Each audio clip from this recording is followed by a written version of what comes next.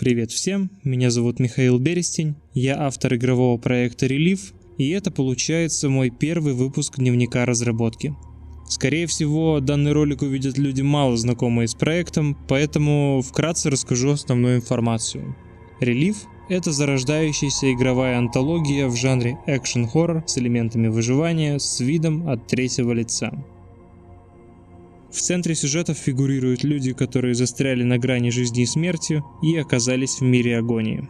Это история об их поисках спасения от смерти, о трудностях и опасностях, поджидающих на столь длинном и мрачном пути к возвращению домой.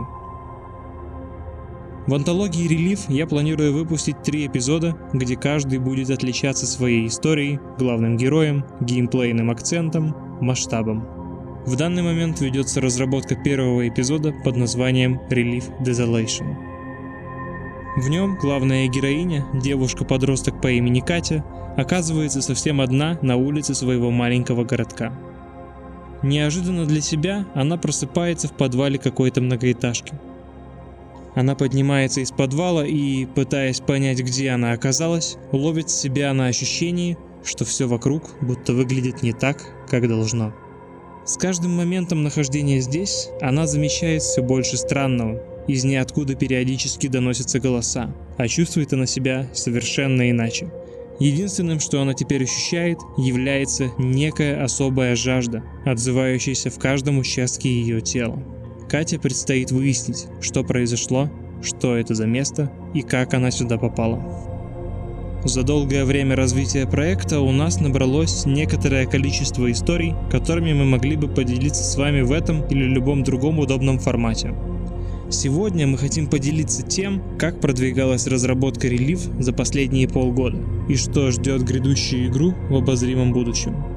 За прошедшие полгода разработки, несмотря на ряд трудностей, с которыми нам пришлось столкнуться, мы совершили настоящий рывок в создании проекта, перестали зацикливаться лишь на создании мира игры и начали его оживлять.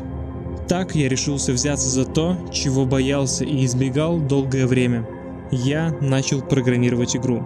За это время были созданы такие системы, как инвентарь, экипировка, крафт, система броска, система менеджмента света, то есть местная система здоровья и энергии.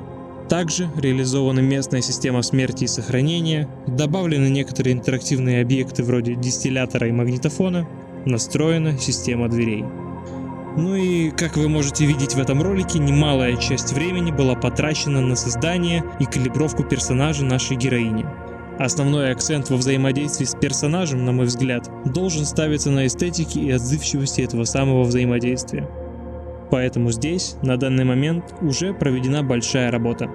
Отдельного внимания здесь заслуживают интеграция и настройка системы Advanced Locomotion System, работа по симуляции ткани в реальном времени и отзывчивость камеры. Со временем, по мере добавления механик, этот уровень качества будет поддерживаться, и даже те огрехи, которые имеются сегодня, будут устранены. Не могу не отметить и нашу продуктивную работу над сценарием, лором и другими нарративными аспектами произведения с моим товарищем Евгением Грифом. Также я хочу сказать спасибо Миколе Ткачук за усердную и продолжительную работу над саундтреком проекта. А также хочу выразить благодарность Алексею Дубровину за его креативный подход в поиске идеального звучания мира игры. Впереди меня и моих товарищей ждут еще долгие месяцы упорной работы. Предстоит спроектировать несколько ключевых геймплейных систем, добавить недостающие анимации, отполировать все то, что уже имеется, и все то, что будет добавлено. Вместе с Евгением нам нужно будет детализировать сценарную структуру, срежиссировать и подготовить кат-сцены, наполнить локации эпизода сюжетными моментами и другими точками интереса. Работая с Миколой, мы постепенно придем к пониманию идеального музыкального сопровождения для вселенной Relief. Кроме этого, нам с Алексеем потребуется выстроить систему качественного звучания окружения и персонажей. Да, впереди все еще ледники и высокие скалы. Да, дальше будет непросто. Но полгода назад даже то, что мы имеем сегодня, казалось чем-то недостижимым.